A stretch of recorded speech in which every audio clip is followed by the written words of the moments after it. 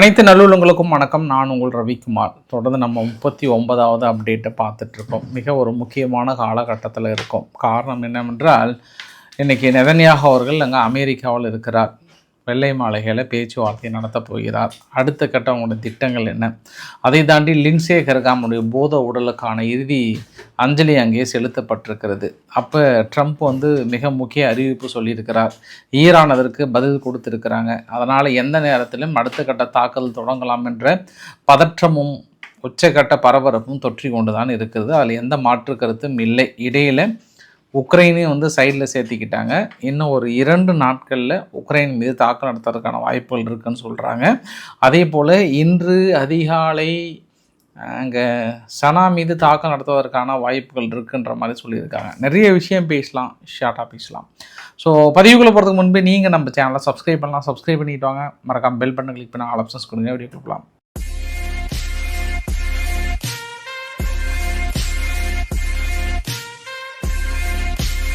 So first நம்ம Lindsey கிரஹாமோட போத உடல் அப்படியே இப்படி அது கேபிட்டோல் ரவுட்டானா அப்படின்ற ஒரு பிளேஸுக்கு அரைவ் ஆகிருக்கு. அங்கே கொண்டு வந்து வைக்கிறாங்க. அந்த போதை உடலை பார்த்து ஒவ்வொருத்தராக மைக்கில் அப்படியே பேசுவாங்க. அப்போ ஜேடி வேன்ஸ் அவர்கள் பேசுகிறாரு, இவர் மனிதரே அல்ல அப்படின்னு எல்லோரும் ஷாக்காக பார்க்குறாங்க. அதையும் தாண்டி புனிதமானவர், ஏன்னா பார்க்க ரொம்ப எளிமையாக பழகக்கூடிய ஒரு நபர், நல்ல ஒரு மோட்டிவேஷனல் நபர், யாரையும் எளிதில் கடந்து செல்ல மாட்டாராம். கூப்பிட்டு வச்சு அப்படி பேசுவாராம், நல்லா அட்வைஸ் பண்ணுவாராம். நம்ம அமெரிக்காவுக்கு மிகப்பெரிய ஒரு இழப்புமே கொடுவோம். எல்லா விஷயத்தையும் எப்படி நம்ம பாசிட்டிவாக அப்ரோச் பண்ணுறது அப்படின்னு ஒவ்வொருத்தரும் லிண்ட்சே கிரஹாமை பற்றி பக்கமாக மணிக்கணக்காக பேசினாங்க. பட் நம்மளுக்கு தெரியும் லிண்ட்சே கிரஹாம் யார், என்ன மாதிரி டீல் பேசினார், இங்கே இஸ்ரேலுக்கு வந்தால் என்ன டீலு, அங்கே ஈரான் பாருங்க, உக்ரைனுக்கு போனால் என்ன டீலு, உக்ரைனுக்கு போகும்போதெல்லாம் பெரிய அளவுக்கு ஆதரவு கொடுத்து லிண்ட்சே கிரஹாமோட இழப்பு யாருக்கு பெருசாக இருக்குன்னா அது உக்ரைனுக்காக தான் இருக்கும். இருந்தாலும் அவரை பற்றி நிறைய விஷயங்கள் பேசினாங்க. அப்புறம் ஜெலன்ஸ்கி கலந்துக்கிறார், நெதன்யாகு அவர்கள் கலந்துக்கிறார். ஜெலன்ஸ்கி அதற்கு முன்பு இங்கே வெள்ளை மாளிகையில் தனியாக ஒரு சந்திப்பு, இந்த டைம் க்ளோஸ்டு டோர் மீட்டு, வெளியிலாம் அவ்வளோ பெருசாக பேசலை. அதனால் அந்த மீட்லாம் முடிஞ்சதுக்கப்புறம் ஜெலன்ஸ்கியோட அந்த முகத்தில் ஒரு புன்னகை இருக்குல்ல, கிட்டத்தட்ட பல்லெல்லாம் தெரியாத குறையா அப்படியே அழகாக ஒரு புன்னகையாக சிரிச்சிருந்தார். அதனால் ஏதோ அவருக்கு பாசிட்டிவாக இருக்குன்ற மாதிரி உலகத்துக்கு காட்ட விரும்புகிறாரு. அது போக தான் தெரியும். வழக்கமாக ஃபோட்டோவுக்கு போஸ் கொடுக்கும்போது சிரிப்பாங்க. நம்ம கூட தான் இப்போ தம்பனையில் ஒரு கலக்குன்னு கலக்கிட்டு இருக்கிறோம். அதனால் சிரிப்பாக தான் இருக்கும்னு நினைக்கிறேன். அப்புறம் நெதன்யாகு அவர்கள் கரெக்டாக நம்ம வீடியோ பதிவு 9:30க்கு எடுத்தேன். அவர் உள்ளே போனார். சரி காலையில் பேசிக்கலாம், என்ன பேசினாங்கன்ற தகவல் வந்துடும். ஆனால் இருந்தாலுமே அரசல் பொருசலான தகவல்கள் என்ன வருது அப்படின்னா, மேபி அடுத்த ரவுண்டு தாக்குதல் இஸ்ரேலும் அமெரிக்காவும் இணைந்து தாக்கு நடத்துவதற்கான நெக்ஸ்ட் 2 எக்ஸிக்யூஷன் தான். குறிப்பாக அந்த பிகாசோ மவுண்டனையும் மற்ற இருக்கக்கூடிய நிலைகளையும் தாக்கல் நடத்துவதற்கான பெரிய திட்டத்தில் ஒப்புதல் பெறுவதற்கும் ஒரு பிளானை எக்ஸிக்யூட் பண்ணதற்காக தான்ற மாதிரி அங்கே இருக்கக்கூடிய மறுவைத்த நபர்கள் கிட்டத்தட்ட சொல்கிறாங்க. அதுக்கான காரணம் என்ன அப்படின்னா, இந்த மீட்லாம் நடக்கிறதுக்கு முன்பே ட்ரம்ப் ஃபாக்ஸ் நியூஸுக்கு ஒரு பேட்டி ஒன்று கொடுத்தாரு. அந்த பேட்டியில் நிறைய முரண்பட்ட தகவல்கள் இருந்தாலும் நம்ம ஒரு சில தகவல்கள் நம்மளுக்கு கரெக்டாக அடுத்து எதை நோக்கி செல்கிறதுன்றதை நம்மளால் யூகிக்க முடியும் இல்லையா. சம்பவம் நம்பர் 1 என்னன்றாருன்னா, இந்த ஸ்ட்ரெய்ட் ஆஃப் ஹார்முஸ் எங்களுடைய கட்டுப்பாட்டில் தான் இருக்குது. அவங்க ஏதோ சும்மா 2 கன்னி வெடிகள் அந்த பக்கம் இந்த பக்கம் போட்டு மிதக்க விட்டுருக்காங்க. அதில் மாட்டி வெடிக்கிறதுனால ஏதோ அவங்க தாக்கல் நடத்துகிற மாதிரி நினச்சிக்கிறாங்க. ஹே எங்கள் கட்டுப்பாடு ஹே அப்படின்னுட்டாரு. அப்போ ஒன்று அவங்க கட்டுப்பாட்டில் இருக்குது. அது இதுக்கப்புறமும் நாங்கள் அந்த ஸ்ட்ரெய்ட் ஆஃப் ஹார்முஸை முழுமையாக பிளாக் அவுட் பண்ணிவிட்டு ஈரானுடைய கப்பல் வெளியேறாத மாதிரி முழுமையாக நாங்கள் பார்த்துட்ருக்கோம். இது முழுக்க அவங்களுடைய பொருளாதார மண்டலத்தை எங்கள் கட்டுக்குள்ளே வச்சு கொண்டு வந்துடுவோம் அப்படின்ற மாதிரி சொல்லிட்டாங்க. ஸோ அதை கண்டிப்பாக தடுக்க போகிறேன்ட்டாங்க. இது எப்போவுமே சீசன் 1, 2, 3ன்னு சொல்லிட்டு ஒவ்வொரு முறையாக வரும்போதும் ஒரு 15 நாள் தாக்கல் நடத்திட்டு இந்த வேலையை ஆரம்பிச்சிருவாங்க. இது வழக்கமாக ஆரம்பிக்கிற வேலை தான். பட் இந்த ஃபோன் காலில் அவர் பேசும்போது ஒரு சில இன்டைரக்ட் நெகோசியேஷன் அங்கேருந்து நடக்குது அப்படின்னு சொல்கிறாரு. அப்படின்னா யாருன்னு சொல்ல முடியுமா அவங்களால அப்படின்னா அதை நான் சொல்ல விரும்பலை. ஆனால் ஈரான் தரப்பிலிருந்து ஒரு சில இன்டைரக்ட் நெகோசியேஷன் நடந்துட்டு தான் இருக்குது. அவங்க வெளியே சொல்ல பயப்படுறாங்கன்றாரு. இந்த கதை அப்போ கதையாகவே இருக்குது. நான் ஒரு சமயத்தில் ஒருவேளை நான் பழைய நியூஸ் எடுத்து படிக்கிறேனோ, பழைய நியூஸ் வந்து ஃபாக்ஸ் நியூஸ் போடுறாங்களா அப்படின்னு நினச்சேன் நான். இல்லையே, லைவாக போயிட்டுருக்கே அப்படின்னு சந்தேகம் வந்தது. இதே டைலாக், இந்த டைலாக் எல்லாமே சீசன் 2லேயே வந்து சொல்லியிருக்கிறார் அவர். அப்போ சீசன் 3லேயும் இதே டைலாக். பட் இதில் நம்ம வந்து என்ன புதுசாக நம்ம எடுத்துக்கலான்னா, நான் வந்து ஒரு மெச்சூர்டு லீடர் அப்படின்ற மாதிரி வந்து சொல்கிறாரு. ஏன்னா இந்த உலகத்தில் 6 வாரம் நிறுத்தினது நான் தான். அதில் வந்து 5 வாரம் லெட்ஸ் மேக் எ டேல், அவ்வளோதான். அந்த ஒரு வார்த்தை தான் சொன்னேன், வரியை போட்டுருவோன்னு சொன்னேன், எல்லாம் ஓடி வந்து போர் நிறுத்திட்டாங்க. அதனால் இந்த போர் நிறுத்துறதுக்கு எம்மாத்திரம் நான் வந்து ஈரானுடைய எதிர்காலத்தை பார்க்குறேன். எல்லாமே எனக்கு ஒரு 1 hour தான் தாக்கல் நடத்தணும்னா. ஈரானுடைய பிரிட்ஜஸ், அவங்களுடைய மின்சார நிலைகள் மீது தாக்கல் நடத்துறது, அவங்களுடைய மற்ற முக்கியமான நிலைகள் எல்லாமே 2 மணி நேரம் அடிச்சுன்னா மறுபடியும் 20 வருஷத்துக்கு பின்னோக்கி போயிடுவாங்க. 91 மில்லியன் மக்கள் எங்களால் ஒரு தண்ணி இல்லாமல், மற்ற மின்சாரம் இல்லாமல், ரொம்ப ஒரு பழைய கற்காலத்துக்கே போக வேண்டிய ஒரு சூழ்நிலை வந்துடும். அதனால் எனக்கு அது பிடிக்கல. அது நீங்கள் எல்லோரும் நீங்கள் நினைக்கலாம், நீங்கள் எதுவும் நான் இது மாதிரி தாக்கல் நடத்த போகிறேன்னு சொல்லி நடத்தாமல் இருக்கிறன்ற மாதிரி நீங்கள் நினைக்கலாம். ஆனால் நானும் மனிதன் தானேன்ற மாதிரி சொல்கிறாரு. எப்பவுமே இந்த ஏஜ்டு பர்சன்லாம் நிறைய திங்க் பண்ணுவாங்களோ அப்படின்னு நினச்சேன் நான். இல்லை வழக்கமாக சொல்கிற டைலாக் தானான்னு பார்க்கலாம் நம்ம. பட் அதே மாதிரி ஈரானை அடிப்பாங்கன்றதை அவர் நினச்சி பார்க்கணும். இப்போ நீங்கள் இதே அடிச்சிங்கன்னா பாவம் அவங்க பங்காளிகளை தான் போட்டு அடியேன்னு அடிச்சிட்ருப்பாங்க அவங்க. பட் அதனால தான் நான் யோசனை பண்ணிகிட்டு இருக்கேன். இப்போ கூட அவங்கக்கிட்ட அணு ஆயுதங்கள் இருக்கக்கூடாது. பிகாசோ மைண்டன் வந்து வேர்ல்டு கிளியரஸ்ட் கேமரா வந்து படம் பிடிச்சிட்ருக்கு. அதுதான் எங்களுடைய பியூர் லொக்கேஷனாக இருக்குது. கண்டிப்பாக நாங்கள் அவங்களோட அக்ரிமெண்ட்டுக்கு வரலை அப்படின்னா நாங்கள் தாக்கல் நடத்தியே தீருவோம். அது குறித்து வைத்து கொள்ளுங்கள்ன்ட்டார். அப்போ நம்ம அவர் பல விஷயங்கள் ஏற்கனவே சொன்னது தான். மீதியெல்லாம் போனாலுமே வந்து எதை நோக்கி நகர்கிறது அப்படின்னா மறுபடியும் தாக்குதலை நோக்கி நகர்கிறது. அந்த இன்டென்ஷன் தான் நம்மளுக்கு கிளியராக புரியுது நம்மளுக்கு, இல்லையா? மற்ற எல்லா விஷயத்தையும் பேசலாம். ஏன்னா உங்களுக்கு இன்னொரு ஆதாரங்களையும் சொல்கிறேன் நான். இன்றைக்கி இஸ்ரேலுடைய டிஃபென்ஸ் மினிஸ்டர் வந்து கேட்ஸ் அவர்கள் என்ன சொல்கிறாருன்னா, நாங்கள் வந்து ஈரான் மீது நடத்தப்படுகிற தாக்குதலில் கிட்டத்தட்ட கெஞ்சணும். நாங்கள் எனர்ஜி இன்ஃப்ராஸ்ட்ரக்சர்ஸ் மீது கை வைக்கலாம், அங்கே அடித்தா தான் சீக்கிரம் வழிக்கு வருவாங்கன்னு நாங்கள் கேட்டோம். சீசன் 2ல் எங்களுக்கு வேணான்ட்டாங்க. நாங்கள் வந்தால் அடிப்போம்னு சொல்லிவிட்டு எங்களை கடைசி வரைக்கும் நிறுத்தி வச்சிட்டாங்க அப்படின்னு ஒரு வார்த்தை சொல்கிறாரு. அப்போ அவங்க அதனால தான் நம்மளே அப்படியே அடிக்கிற மாதிரி அடித்து கொஞ்சம் பேச்சுவார்த்தைக்கு வந்துடுவாங்கன்ற கோணத்திலேயே நகர்றாங்க. ஆனால் இது நகர்ற மாதிரி தெரியல. கடந்த 2 நாட்களாக ஈரானுடைய மிரட்டல் சற்று அதிகமாகவே இருக்கிறது. இன்னொரு வார்த்தையும் சொல்கிறாரு, அமெரிக்கா வந்து எங்களுடைய நிலைகளை தான் முழுமையாக பயன்படுத்தி இந்த தாக்குதலை நிகழ்த்தினார்கள். இந்த சீசன் 3ல் முழுக்க எங்களுடைய நிலைகளை தான் பயன்படுத்தி தாக்கல் நிகழ்த்தினாங்க. நெதன்யாகு அவர்களை வந்து சம்டைம்ஸ் உள்ள இன்டர்னலாக ஒரு சில ஆட்களை வைத்து அவரை வந்து போடணுன்னு பிளான் பண்ணாங்க. அதையும் நாங்கள் தடுத்து நிறுத்திட்டோன்றார். அப்போ இந்த 3 வார்த்தைகளோட சூட்சமம் என்ன சொல்ல வராங்க இந்த உலகத்துக்கு அப்படின்னா, ஐயா நீங்கள் வந்து யூகே தனது இடங்களை கொடுத்ததற்காக மிரட்டுகிறீர்கள், தாக்கல் நடத்துகிறீர்கள் என்று நினைக்கிறீர்களே ஈரான், அதை நாங்களும் கொடுத்துருக்கோம். முழு தாக்குதலையும் எங்கள் நிலைகளில் இருந்து தான் பயன்படுத்தி இருக்கிறார்கள் என்று கூறுகிறார். என்றால் ஈரான் எங்களுக்கு 1-2 அனுப்பிவிடுங்க, நாங்கள் அதில் கலந்துக்கிறோம் அப்படின்றத சொல்ல வராது, வேற ஒன்றும் இல்லை. அப்படி இல்லைனாலுமே இன்னொரு பாயிண்ட் ஆஃப் வியூ சொல்லிட்டாரு. ஈரானே வந்து தாக்கல் நடத்தலனாலுமே இப்போ நெதன்யாகு அவர்களை வந்து கொல்ல ட்ரை பண்ணியிருக்காங்க, அதை நாங்கள் வந்து கரெக்டாக பிடிச்சிட்டோம், அதற்கான பதிலடிகள் நிச்சயம் இருக்கும் அப்படின்னு ஒரு வார்த்தையும் சொல்கிறார். அப்போ நெதன்யாகு அவர்களோட மீட்டு, ட்ரம்போட டைலாக், ஃபாக்ஸ் நியூஸில் சொல்லப்பட்ட செய்தி, அப்போ இஸ்ரேலுடைய கேட்ஸ் அவர்கள் சொல்லப்பட்ட செய்தி கூட்டி கழித்து பார்த்தீங்க அப்படின்னா உங்கள் கணக்கு ஒரு நேர்கோடாக இருக்கும். அந்த நேர்கோடு நம்ம வந்து கண்டுபிடிச்சிடலாம். நீங்களும் ஒரு நவீன ஒரு ப்ரிடிக்டராக மாறிடலாம் இல்லையா? சரி, இன்னொரு விஷயத்தையும் பார்க்கலாம். நெதன்யாகு அவர்களுக்கு ஒரு டின்னர் மாதிரி வந்து அரேஞ்ச் பண்ணியிருந்தாங்க இந்த மீட்டுக்கெல்லாம் முன்பு. அந்த அரேஞ்ச் பண்ண நபர் யாருன்னா, அங்கே அமெரிக்காவில் இருக்கக்கூடிய ஒரு லெபனானுடைய பிஸ்னஸ் மேன், அவர் பேர் வந்து ஷெனோவை அப்படின்றாங்க. கூட வந்து யூஎஸ்னுடைய என்வாய் மார்டகன் ஹோர்டகஸ் அப்படின்வாங்க, இந்த மோர்கன் ஹோர்டகஸ். இந்த மோர்கன் ஹோர்டகஸ் இவங்க தான் லெபனானுக்கு போயிட்டு அடிக்கடி பேச்சுவார்த்தை நடத்தி கொஞ்சம் இஸ்ரேலுக்கு சாதகமாக நிலைப்பாடு எடுக்கிறது. பெரிய அளவுக்கு டின்னர் இருந்ததாகவும் அங்கே ஒரு சில டிஸ்கஸ்லாம் இருந்ததாகவும் சொல்கிறாங்க. இப்போ நம்ம ஈரான் டைலாக் வந்துடலாம். ஈரானுடைய ஸ்போக் பர்சன் ஈரானுடைய காட்டிப் அல் ஹன்பியா சென்ட்ரல் ஹெட் குவார்ட்டர் வந்து என்ன சொல்லியிருக்காங்கன்னா, யாராவது அமெரிக்கா ஃபண்டு கொடுக்குறன்ற பேரில் ஆசைப்பட்டு இப்போ நாங்கள் ஒரு கப்பல் வந்து ஒரு எக்ஸ் அப்படின்ற கப்பல் மீது தாக்கல் நடத்தியிருக்கோம். உடனே அமெரிக்கா ஃபண்டிங் கொடுக்குறாங்க, நீங்கள் வாங்கிடுறீங்க, எங்கள் பணத்தை எடுத்து வாங்கிடுறீங்க.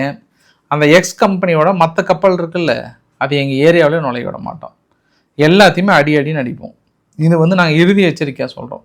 எந்த கப்பல் நிறுவனங்களாவது இழப்பீடு தொகைகளை எங்கள் பணத்தை வந்து அமெரிக்கன் மூலமாக பெற்றீர்கள் என்றால் அந்த கப்பல் இந்த ஏரியாவிலே இல்லாத மாதிரி அடி என்று அடிப்போம், உடை என்று உடைப்போம் அப்படின்னு ஒரு எச்சரிக்கை கொடுத்துருக்காங்க.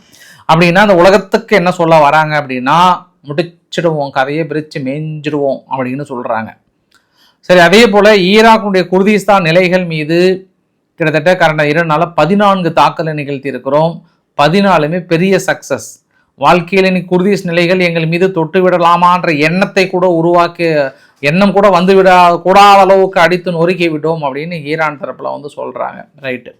3வது விஷயம் என்ன அப்படின்னா, யுஏஇ கிட்ட அமெரிக்கா மிகப்பெரிய ஒரு அக்ரிமெண்ட்டை போட்டிருக்காங்க, future agreement. Full and full வந்து பைலேட்ரல் ஏஐ டாஸ்க் ஃபோர்ஸ்.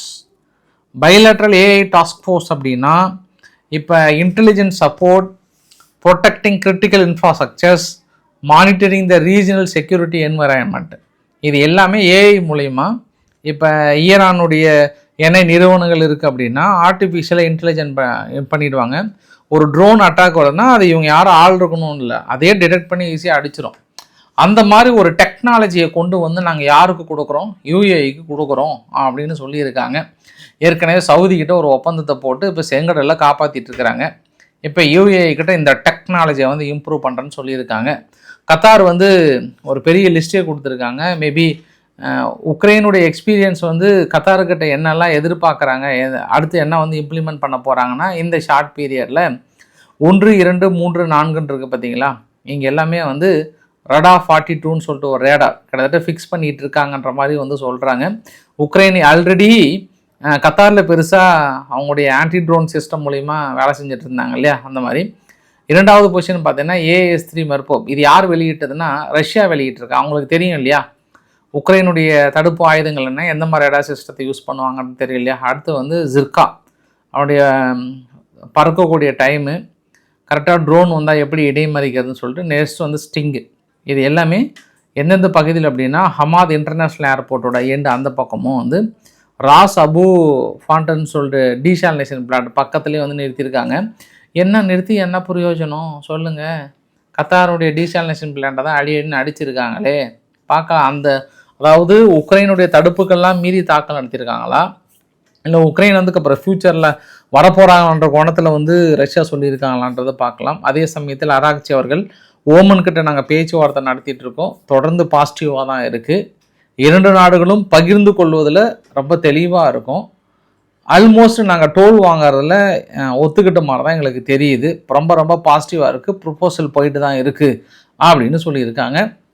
ஓமனுமே இப்போதைக்கு பாசிட்டிவாக தான் சொல்கிறாங்க. பட் அப்படி ஓமன் வந்து ஈரானுடன் இணைந்து வாங்கும் பட்சத்தில் அமெரிக்காவுக்கு எதிரியாக மாறிடுவாங்க. அப்படி மாற மாட்டாங்க. ஏன்னா ஓமன் வந்து ஏற்கனவே இதே மாதிரி தான் சொல்லி கடைசியில் அமெரிக்கா வந்து டைவெர்ட் பண்ணி அவங்க இல்லை நான் வாங்கலை, சர்வதேச கடல் பகுதியில் நான் வாங்கலைன்னு சொன்னாங்க. மறுபடியும் இந்த டைலாக் அல் ஜசீரா தான் சொல்லியிருக்காங்க, ஓமன் சொல்லலை. மேபி அதை நம்ம பொறுத்து இருந்து பார்க்கலாம். நம்ம தொடர்ந்து இந்த ஃப்ரான்ஸுடைய அம்பாசிடர் வந்து கொஞ்சம் 7 மணி நேரத்துக்கு மேலே டீடைன் பண்ணது, கொஞ்சம் லைட்டாக அப்படி இப்படின்னு கொஞ்சம் அடிச்செல்லாம் கேட்டாங்கன்ற மாதிரி சொல்கிறாங்க. அது என்னன்னு தெரியல. அதனால் ஐரோப்பாவுடைய காஜா கலாஸ் அவர்கள் வந்து ஈரான் நடந்து கொண்ட விதம் வந்து கொஞ்சம் கூட சரியில்லை. எங்கள் ஐரோப்பானுடைய உறுப்பு நாடான ஃப்ரான்ஸுடைய தூதரை வந்து இப்போ நீங்கள் நடந்துக்கலாமா, போடு 2 கடும் கண்டனத்தை அப்படின்னு திடீர்னு இன்றைக்கி வந்து தெரிவித்துருக்கிறாங்க. இன்பிட்வீன் கேப்பில் ஈராக்கினுடைய ஜெய்டி அவர்கள் அங்கே துருக்கிக்கு போயிருக்கிறார். மனுஷன் ஒரு பிஸி மோடில் இருக்கிறார். வாஷிங்டன் போகிறாரு, அப்படியே நேராக அங்கே வந்து இறங்கினார், அப்படியே ஈரான் போனார், மறுபடியும் வந்து இறங்கினார், மறுபடியும் சுற்றி எங்கே போகிறாரு, துருக்கிக்கு போகிறாரு. ஐ ஆம் பிஸி, ஃபுல் பிஸி. ஈராக்கை வந்து அடுத்த லெவலில் கொண்டு வர போகிறேன் அப்படின்றாங்க. நீங்கள் என்ன அடுத்த லெவல் கொண்டு வந்தாலும் சரி, ஈராக்கில் இருக்கக்கூடிய 23 ரெசிஸ்டன்ஸை ஒழிக்காமல் ஈரான் அவ்வளோ சீக்கிரம் அடுத்த லெவலுக்கு போகுமா, இல்லை எல்லா தடைகளையும் நீக்குவாங்களா அப்படின்னாங்கன்னா இப்போதைக்கு அது வாய்ப்புகள் கிடையாது. அதனால் இருந்தாலும் அவர் ஏதோ வந்து ட்ரை பண்ணுறாரு, பார்க்கலாம். சவுத் கொரியா தென்கொரியாவில் இருக்கக்கூடிய அது பேர் வந்து ஓசன் ஹேர்பேஸ். அங்கே பெரும்பாலும் அமெரிக்கா வந்து அந்த நிலைகளை பயன்படுத்திகிட்டு இருக்காங்க. திடீர்னு ஒயிட் பாஸ்பரஸ் வந்து லீக் ஆயிடுச்சு. அவசரமாக மக்கள் ஓடுங்களே அப்படின்னு சொல்லிட்டு ஒரு பரபரப்பாக இருந்தாங்க. அப்புறம் வந்து எவகேஷன் அட்வைஸ் எல்லாம் சொல்லி அங்கே இருக்கக்கூடிய மக்கள்லாம் வெளியேற்றி அதுக்கப்புறம் வந்து அது கொஞ்சம் கிளியர் பண்ணாங்களா திடீர்னு ஒரு பரபரப்பாகிவிட்டதாக சொல்கிறாங்க. அதே போல் இன்னொரு விஷயம் என்ன அப்படின்னா, ஈரான் எந்த நேரத்துலையும் இஸ்ரேல்னு வருது பாருங்கள், உக்ரைன் மீது தாக்கல் நடத்துவது உறுதி, 100% உறுதி பண்ணிட்டாங்க. அதை நோட் பண்ணி வச்சுக்கோங்க. அடுத்து இன்னும் 2 நாளுக்குள்ளே அதை அடிக்கிறாங்க. அதனால் எந்த மிசைல்ஸ் பயன்படுத்த போகிறாங்க அப்படின்றதான் பெரிய ஆர்வமாக இருக்கிறாங்க. கண்டிப்பாக அதுக்கான ஒப்புதல் கொடுத்து விட்டதாக அதிகாரப்பூர்வ தகவலே கிட்டத்தட்ட அங்கிருந்து வந்து விட்டது. அதனால் நீங்கள் எதிர்பாருங்க, உக்ரைன் மீது தாக்குதலை நடத்த போகிறாங்க. சரி, இப்போ பாகிஸ்தானில் என்ன ஆச்சு? பாகிஸ்தானில் மிர்பூர் அப்படின்ற ஒரு பகுதியில், பாகிஸ்தான் ஆக்குபைடு காஷ்மீரில் ஏதோ விலங்குகளை வேட்டையாடுவது போல் வேட்டையாடி இருக்காங்க பாகிஸ்தான் இராணுவம். நிறைய பதிவுகள் என்னால் காட்ட முடியல. காலையிலே கூட உங்ககிட்ட இதை சொல்லணும்னு நினச்சேன். நான் காலையில் இன்றைக்கி காலையில் நான் வந்து 11 மணிக்கெலாம் நான் வீடியோ பதிவு எடுத்துட்டேன். எப்போ கிட்டத்தட்ட 10:45க்கே எடுத்து அப்லோடும் போட்டேன். அப்புறம் என்ன ஆச்சுன்னா, திடீர்னு அந்த மெலினா ட்ரம்ப் அவர்களை பற்றி ஈரான் ஒரு சில ஃபுல் வீடியோ வெளியிட்டிருந்தாங்க. அது வந்து அக்செப்ட் பண்ணல. செக்கிங் வருது. நானும் வெயிட் பண்ண சரி, செக்கிங் வந்துகிட்டே இருக்கும்போது சப்போஸ் வெளியிட்டோம்னு வச்சுக்கோங்களேன், அப்புறம் கம்யூனிட்டி நோட் அது இதுன்னு இஷ்யூ வருன்றதுனால நானும் எப்போ 10:45 ½ அன் ஹவர் மேலே வெயிட் பண்ணேன். சரி, ஏதோ ஒன்று ஆகட்டும் அப்படின்னு சொல்லிட்டு தான் அப்புறம் கடைசியில் என்ன பண்ணிட்டேன், 11:45 பக்கம் காலைல வீடியோ வெளியிட்டேன். அப்பயும் செக்கிங்கே இருந்தது. சரி, அப்புறம் திடீர்னு கொஞ்சம் இஷ்யூ வந்தது. அதுக்கப்புறம் தான் அதை அன்லிஸ்ட் போட்டுட்டு மறுபடியும் புது அந்த வீடியோவை கொஞ்சம் டேக் எடுத்துகிட்டு மறுபடியும் நான் உங்களுக்கு வெளியிட்டேன். இதை ஏன் நான் இப்போ சொல்ல வரேன்னா, இப்போ பாகிஸ்தானில் ஒரு சில வீடியோ பதிவு என்னால் ஷேர் பண்ண முடியாது. அந்தளவுக்கு வந்து சுட்டு தள்ளியிருக்காங்க மக்கள். 90 பேர்த்துக்கு மேலே கண்டிப்பாக இறந்துருப்பாங்கன்றாங்க. மாடி மேலே இருந்து அங்கங்கே ஃபுல்லாக நின்றுட்டாங்க. நின்று இந்த பாகிஸ்தான் ஆக்குபைடு காஷ்மீரில் போராட்டம் பண்ணுறவங்கள சுட்டு தள்ளுறாங்க. அவங்களோட கோரிக்கை என்ன சார்? அது ரொம்ப முக்கியம். அங்கே பாகிஸ்தான் ஆக்குபைடு காஷ்மீர் மக்களோட கோரிக்கை 50 நாளாக போராடிட்டு இருக்காங்களே, ரொம்ப பேசிக் நீடு தாங்க, ஒன்றும் இல்லைங்க. அத்தியாவசிய பொருட்களோட விலை உயர்வு அதிகமாக இருக்குது எங்களுக்கு, மின்சார கட்டண உயர்வு, வேலைவாய்ப்பு பற்றாக்குறை, உள்ளூர் மக்களுக்கு போதிய அரசியல் மற்றும் பொருளாதார உரிமைகள் இல்லை என்ற ஒரு குற்றச்சாட்டு. அதனால் எங்களுக்கு எலெக்ஷனில் கொஞ்சம் சலுகைகள் கொடுன்றாங்க. இயற்கை வளங்களின் பயன் வந்து உள்ளூர் மக்களுக்கு கிடைப்பதில்லை. முழுக்க அது சீனாவுக்கோ மற்ற நாடுகளுக்கோ ஏற்றுமதி பண்ணுறீங்க, எங்கள் நாட்டுக்கு ஒன்றுமே கிடைக்கிறதில்ல. மெயினாக அவங்க ஃபைனலாக என்ன கேட்குறாங்கன்னா, மின்சார கட்டணத்தை எங்களுக்கு குறைச்சிருங்கன்றாங்க. கோதுமை மாவு உள்ளிட்ட அத்தியாவசிய பொருட்களை ரேஷனில் எங்களுக்கு சேர்த்தி கொடுங்க, எங்களுக்கு வேலை வாய்ப்புன்னு ஏதாவது ஒன்று கூறுங்க, மக்களின் உரிமைகளை பாதுகாங்க. இதுதாங்க அவங்களோட கோரிக்கை. வேறு எதுவுமே தனிநாடுக்கான கோரிக்கையோ மற்றதே இன்னுமே கிடையாது. நீங்கள் அரசாங்கம் என்ன பண்ணியிருக்கணும், கூப்பிட்டு சரிப்பா, வழக்கமாக எல்லா அரசியல்வாதிகளும் சொல்கிற டைலாக் தானே, வாப்பா நம்ம பசங்கப்பா பண்ணிக்கலான்னு சொல்லிட்டு விட வேண்டியதானே. அதை விட்டுட்டு இந்த கவாஜி ஆசிப் என்ன சொல்கிறாருன்னா, இந்தியர்கள் எப்படி எங்களுக்கு எதிரியோ அதே போல தான் பாகிஸ்தான் ஆக்குபைடு காஷ்மீரில் இருக்கிறவங்க நாங்கள் எதிரியாக தான் பார்க்குறோம், என்னைக்கு எங்கள் பேச்சை கேட்கலையோ அவர்கள் என் எதிரிகளே எங்களுக்கு அப்படின்னு சொல்கிறது தான் அங்கே பெரிய பிரச்சனை. அப்போ அவங்கள எதிரி மாதிரி தான் ட்ரீட் பண்ணுறீங்க. சரி, அவங்களுக்கு தேவை தான். ஏன்னா ஃபுல் அண்ட் ஃபுல் வந்து வளர்த்தி ஒரு காலத்தில் ஊடுருவி இங்கே பெரிய அளவுக்கு பண்ணாங்க. கடைசியில் பார்த்தா அவங்க பாகிஸ்தான் எகைன்ஸ்டாக வந்து உட்காந்துக்கிட்டாங்க. இப்போ அங்கே இருக்கக்கூடிய மக்கள் சொல்லுனா துயரத்தை அனுபவித்து கொண்டிருக்கிறார்கள். பெரிய அளவுக்கு இழப்புகள் வந்திருக்கிறது. மனித உரிமை வந்து தலையிட வேண்டும், அவர்கள் இட வேண்டும், இவர்கள் இட வேண்டும்ன்றாங்க. யாரும் இட வேண்டாம், நீங்கள்லாம் போயிட்டு பலுச்சிஸ்தான்கிட்ட ட்ரைனிங் எடுத்துக்கோங்க. இதே தான் பலுச்சிஸ்தான், அவங்க பின்னி பெடல் எடுக்கிறாங்க பாகிஸ்தான் இராணுவத்தை. அப்படியே அந்த ஏரியாவுக்குள்ளே வந்தாவே போட்டு தள்ளுறாங்க, வர்றதுக்கே மிரள்றாங்க. முந்தா நேரத்து கூட 10 இராணுவத்தை தூக்குறாங்க. இன்னைக்கு காலில் கூட 5 பேர்த்த பிடிச்சி வச்சுக்கிட்டேன்றாங்க. இங்கே நீங்கள் மாதிரி பயந்து ஓடிட்டு இருந்தீங்கன்னா உங்களை போட்டு தான் சொல்லுவாங்க. போங்க பலுச்சிஸ்தான்கிட்ட ஏதாவது ஒன்று பாருங்கள், ஏதாவது ஒன்று கிடைக்குதான்னு பாருங்கள், அப்படி ஏதாவது பண்ணதான். நீங்களே வச்சுருக்கீங்களே, நீங்கள் சாதாரண ஆளும் கிடையாது. நீங்கள் இந்தியாவுக்குள்ளே ஊடுருவதுக்கெல்லாம் நிறைய ஆயுதங்களை வச்சுருக்கீங்களே. ஏன்னா அந்த போராட்ட காலத்தில் உங்கள் கையிலேயே ஆயுதங்கள் இருந்தது. அப்படி மீறி எப்படி இராணுவம் இந்த அளவுக்கு கொலைவெறி தாக்குதலும் நடத்துகிறாங்கன்றது தான் பெரிய ஆச்சரியமாக இருக்கிறது. பட் அது பெரிய தலைவலி தான். எல்லோரும் என்ன நினைக்கிறாங்க, நிறைய யூடியூபர்ஸ்லாம் பார்த்தேன், கிட்டத்தட்ட அந்த பாகிஸ்தான் ஆக்குபைடு காஷ்மீர் இந்தியாவோட இணைய போகுதுன்றாங்க. அப்படி இணைஞ்சால் இந்தியாவுக்கு இன்னும் அடிஷனல் தலைவலி அது தள்ளி நின்று வைக்கிறதே இன்னும் கூடுதல் சிறப்பு. அது இணைஞ்சது அப்படின்னா இன்னும் அது மோசமான சூழ்நிலையை உருவாக்கும். அங்கே பேணி காத்து தனது கண்ட்ரோலுக்குள்ளே கொண்டு வரதுக்குள்ளே அது போதும் ஆயிரும். அதை நம்ம பொறுத்திருந்து பார்க்க வேண்டிய ஒரு சூழ்நிலை. இந்தியாவுக்கும் சீனாவுக்கும் அந்த நத்துலா அப்படின்னு சொல்லிட்டு ஒரு ஒரு ஒரு கேப் ஒன்று, காரிடர் ஒன்று 6 வருஷமாக நம்ம அந்த காரிடர் யூஸ் பண்ணவே இல்லை அந்த சண்டைனால். இப்போ தான் முதல் முறையாக ஆகஸ்ட் 1 நம்ம பயன்படுத்துகிறோம். அந்த வரைபடத்தில் ஏரோமார்க் கடை போட்டிருக்கு பாருங்கள். அங்கே மேலே சீனாவுக்கு நமக்கு ரொம்ப பக்கமாக போயிடும் அந்த பாதையை பயன்படுத்தணும்னா. சரி, நமக்கு அவங்களுக்கு சண்டைன்றதுனால பயன்படுத்தலை. இனி பைலேட்ரல் அடிப்படையில் இனி நம்ம டிரான்ஸ்போர்ட் ரூட்டை அதிகம் பண்ண போகிறோம் அப்படின்ற மாதிரி சொல்லியிருக்கிறாங்க. இந்த வீடியோட நிறைவு பகுதியில் 3 விஷயம். ஒன்று, புடின் அவர்கள் சொன்னது ஹார்ட் டச்சிங்காக இருந்தது. என்ன சொன்னார்னா, உலக நாடுகளிலிருந்து எங்களை அந்நியப்படுத்தி கொள்ள வேண்டும் என்று நான் ஒரு நாளும் நாங்கள் நினைத்ததும் இல்லை, எதிர்காலத்திலும் அப்படி ஒரு எண்ணமும் கிடையாது. நாங்கள் எல்லாரிடமும் பழக வேண்டும், நெருக்கமாக இருக்க வேண்டும், நட்புகளை வெளிப்படுத்த வேண்டும் என்ற எண்ணத்தில் தான் இருந்தேன். எங்களை அந்நியப்படுத்தி வேறு விதமாக திரித்து கொண்டிருக்கிறது ஐரோப்பா நாடுகள். ஆனால் அவர்கள் அந்த சூழ்நிலைக்கு வந்து விடுவார்கள் அப்படின்ற ஒரு விஷயம் சொன்னார். நல்ல அற்புதமான அருமையான கருத்தாக இருந்தது. மில்லை அவர் பிள்ளைகளுக்கு நன்மை செய்திருக்கிறார் அப்படின்னு சொல்லியிருக்காங்க அர்ஜென்டினாவோட மில்லை அவர்கள். உங்களுக்கு அர்ஜென்டினா அப்படின்னா நிறைய பேருக்கு ஃபுட்பால் ஞாபகம் வரும். பட் அர்ஜென்டினா அப்படின்னாவே எனக்கு மில்லை அவர்கள் தான் ஞாபகம் வரும். மில்லை அவர்கள் கிட்டத்தட்ட அவங்க 6000 ரூரல் பள்ளிக்கூடங்களுக்கு ஸ்டார்லிங் நெட்வொர்க்கோட டைப் ஏற்படுத்தி நேரடியாக நெட் சேவையை கொடுத்துருக்கிறாராம். அதனால் அடுத்த லெவலுக்கு எங்கள் ஸ்கூல்லாம் கொண்டு போகிறோம் அப்படின்னு சொல்லியிருக்காங்க. ஜெர்மனி முதல் முறையாக அவங்க நாட்டில் கிரிமினல் இல்லாத ஒருத்தர், அதாவது ஆப்கானிஸ்தான் நபர், எந்த கிரிமினல் வழக்கு இல்லைனாலுமே நீ கிளம்புப்பான்னு சொல்லிட்டு ஆப்கானிஸ்தானுக்கு நாடு கடத்தி இருக்கிறாங்க.